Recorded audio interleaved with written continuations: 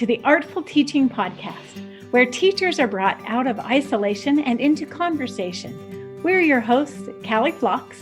And I'm Heather Francis. In an era where educators experience mounting pressure to set the arts aside, we work to increase the quality and quantity of arts education in Utah schools, including dance, drama, music, visual arts, media, and literary arts. We spotlight professional educators as artists and leaders to examine how the arts deepen student learning and improve school culture. We are excited to present their perspective on the art of teaching. We're glad you've joined us. Welcome, I'm Callie Phlox, and I'm here with Heather, and we are interviewing Lori Nickerson, second grade teacher in Jordan District in a Gifted and Talented Magnet program. Lori is a graduate from our Arts Leadership Academy and Arts Integration Endorsement. She has a master's degree in Gifted and Talented Education with an emphasis in arts education. Welcome, Lori. What would you like our listeners to know about you? If anything, I would like them to know that I am a teacher that loves my job. I'm proud to be a teacher. I love teaching because I continue to learn. I do not have a background in art, anything but that. And because of the BYU Arts Leadership Program, that through strange circumstances, I ended up replacing someone at the last minute. I learned to become an artist. I am not good, but I progress with my kids and I am passionate about it. And as I look back on things that I've learned, I actually had a little more artisticness in me and creativity than I thought. If I can promote this and incorporate it as much as I do in my classroom, anybody can. That's a great endorsement. And I'm laughing because we unleashed a lot of creativity inside of you. You are an artist at heart. All we had to do was unlock it.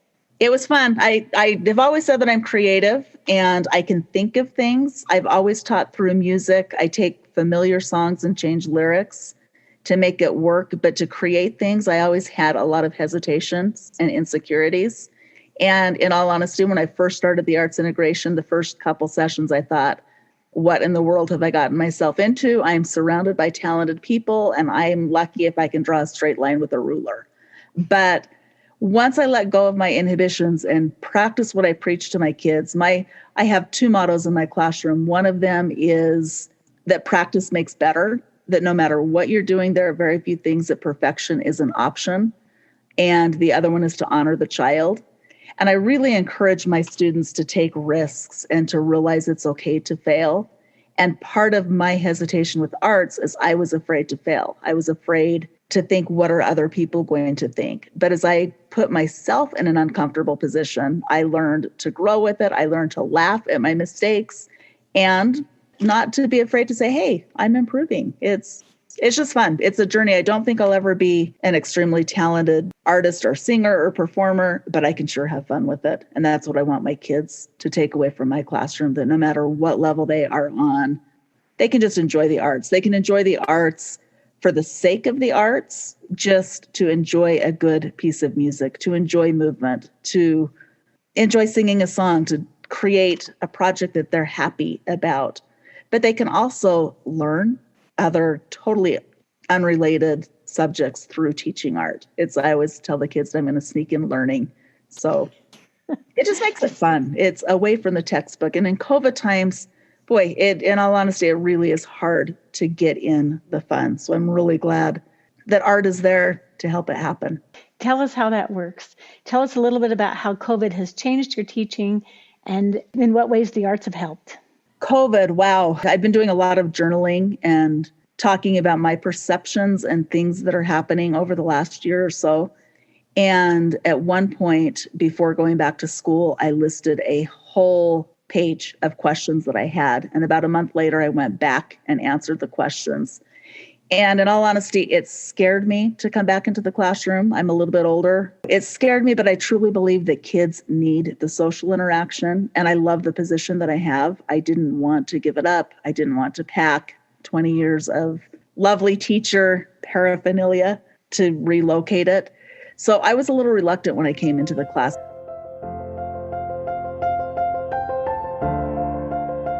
I am one that will hug a child from the side. I will give high fives. I never realized how important a simple touch can be to help the kids. crazy enough, I wrote a song, just a fun song to start each day with. And my team adopted it. So for the last probably 3 years, our team would sing it outside. And I would always greet the kids with a handshake in the morning where I taught them to shake my hand firmly, to look me in the eye, and just a good way to start the day. So you add COVID to it. We can't sing in a group when we're close together. I can't shake the kids' hands. And at first it was kind of daunting. It's like, what's that going to look like? Lori, you've talked a lot about your class song, and you sent me a copy of one of your two beautiful children singing it. My class song sums up my philosophy on teaching. I had a really quiet little girl that volunteered to be one of our soloists. And when she opened her mouth, it almost brought tears to my eyes. She has the most beautiful voice. It just is so clear. You could just tell that she's got something special. There's a smile on my face and kindness in my heart. We are so excited for the school day to start. Practice will make better, that's what our teachers teach. All our hopes and dreams are right within our reach. So come on in and sit right down, get ready for some fun. We'll wonder, learn, and risk until the day is done. Thank you for sharing your class song with others.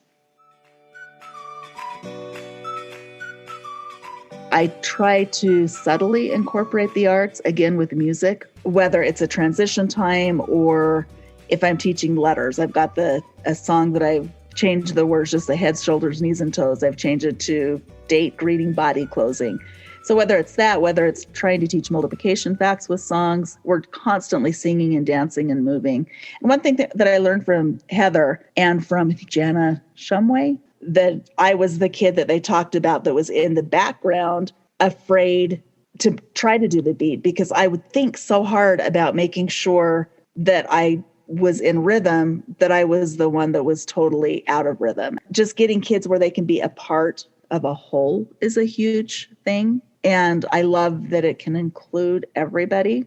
It just makes kids look at things from another angle. And to me, art is looking at things at different angles. You can show a child a piece of art or an adult a piece of art. Life is about different perspectives, seeing things differently, hearing things differently, and expanding in ways you didn't know you could. So COVID's kind of made us do that, which, do I like wearing masks? No, but it absolutely amazes me how kids can wear them. They're resilient.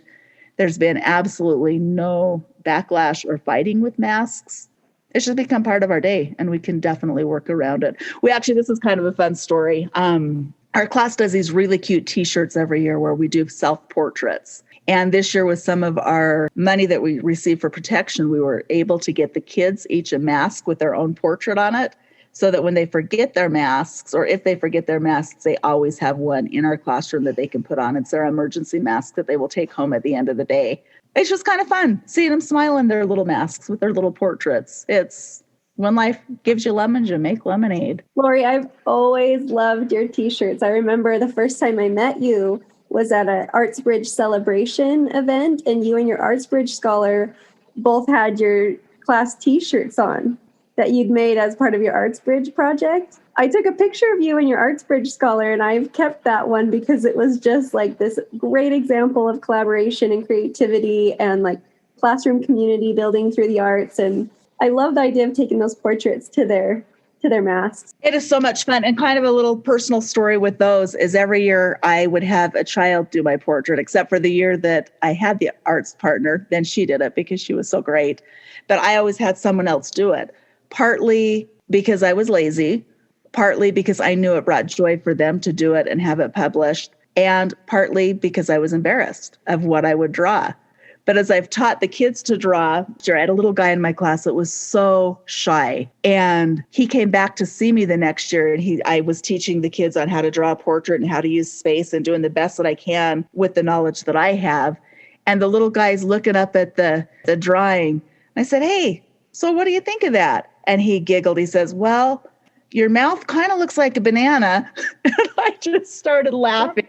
And I looked, and yeah, he nailed it. My mouth did look like a banana, but hey, my head shape was a little bit better. This little guy still comes back to see me multiple times a week. I've got my picture up, and I actually drew my own portrait to put on the shirt. And I showed him, I'm like, "What do you think? Is it better?" He kind of looked, and I loved the kid's honesty. I said, my mouth still looks a little banana-esque, but not as bad as it did last year. So my goal, as silly as it is with my t-shirts, it's something I will do every year, is to see if I can show self-improvement as I attempt to draw a portrait that resembles me whatsoever.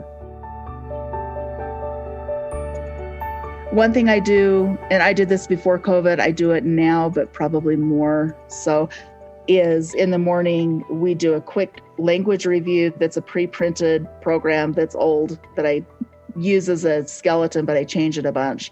But the back of the sheet is blank, and I'll draw some kind of grid or some kind of wavy lines. I'll use art terms. I'll talk about angles. I'll talk about textures. I'll have them press harder on their pencil, just playing with art as I give them a math review, and we'll just practice a math skill that we've done.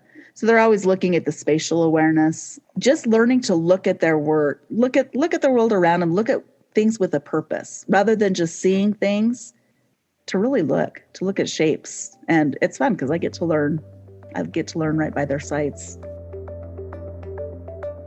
So appreciate how supportive parents have been.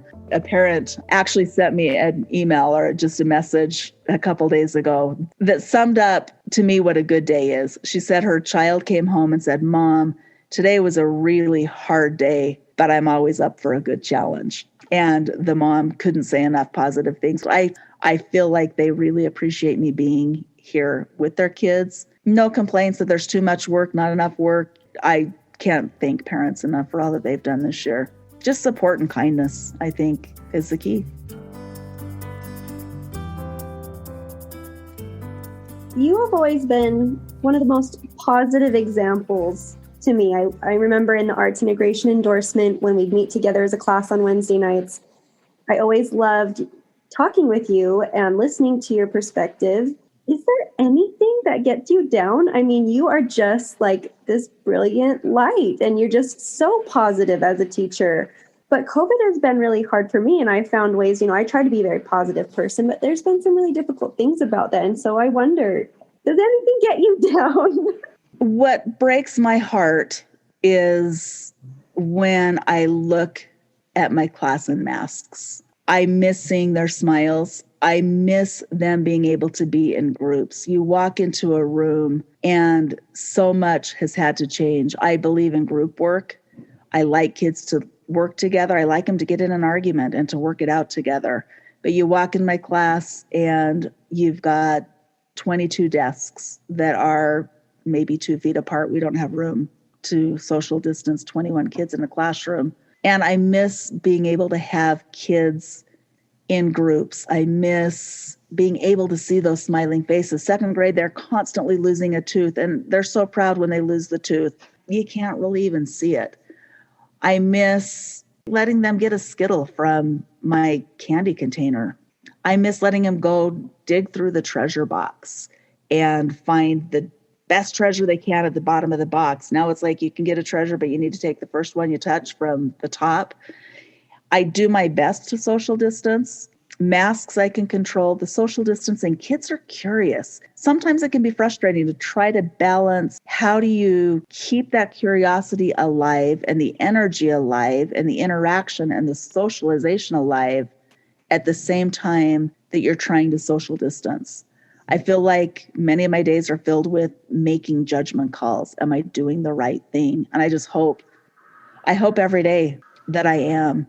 It's hard to see a child get hurt and to not be able just to hug them. You just want to hug their tears away. So it's hard to look at them. But one really cool thing that has happened with this and with kids struggling is we have a new school psychologist, and he is doing amazing things on teaching kids self-calming skills, helping them to be more aware of their surroundings, their feelings, giving them tools to draw on when they're feeling stressed. I had a little girl that pinched her finger on something yesterday, and she was in hysterics, and having her come up as she's just sobbing, I was able to talk with her about the techniques that Dr. Levitt has been teaching us, telling her, think about gathering the stars, think about a pretzel breath. And we slowly went through how to take care, how to calm yourself. In a nutshell, the thing that's hardest for me is just having to think about everything I do. But again, trying to look on the positive side, I'm learning to find new ways to self-care, to teach kids to self-care, to regulate, to monitor their emotions, and then just keep the hope alive, knowing that this is not going to last forever, that it will soon be history. And my kids are young, and I don't think it's possible for a 7-year-old to conceive what is going on in the world right now. I go home, I try to leave on time. That was my New Year's resolution, and go home, take a walk, spend time with my pets. Thank heaven I'm grateful I have a husband that I can bounce ideas off of that makes me laugh, and to find humor and just to find the good, because there's a lot of good in this world. And humor just makes everything better. If you can't laugh, it'd be a pretty sad world. It's interesting when I hear about art integration on how hard it is to get the arts into something, or how do you integrate. For me, I'm really happy to say it would be really hard for me not to integrate art. An example of that is we did some little, just last week, we did these little snow globes. We talked about perspective, read a book from our Journeys Basil reader about illustrators and artists and how you have to look at things from different perspectives. So rather, in the olden days, I would have just given them a blank piece of paper or a blank snow globe and said, here, draw a picture. But instead we talked about, okay, think about where you're standing. What do you want your audience to see? How can you add texture to this? What's going to happen if you color darker? What's going to happen if you color lighter? What happens if you layer some colors? And we talked about the crayon wash that we did, but I learned to use a paper towel to blot up some of it. So just that simple technique made these better. But once I made them, we wrote haikus, and I taught a lot of skills on the computer as they wrote their haikus. I allowed them to experiment with font and colors. We printed them. Then we added the math. So we're doing the measurement, but then we got out rulers, and I talk as if something is extremely important, but I also let the kids know that it's okay if it's wrong, that we'll figure it out.